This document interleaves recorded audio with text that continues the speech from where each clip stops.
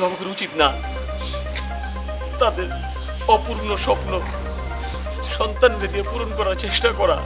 এটা ভুল, এটা আত্মঘাতী। এদের সন্তানের ক্ষতি হয়, মানুষেরও ক্ষতি হয়, দেশেরও ক্ষতি হয়।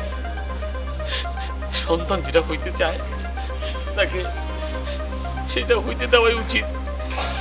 মা বাবার উচিত সন্তানের স্বপ্ন পূরণ করা, সন্তানের নিজের স্বপ্ন যেটা হইতে চায়। বাবা বাবা স্বপ্নীল, তুই আমার মাফ করে দে।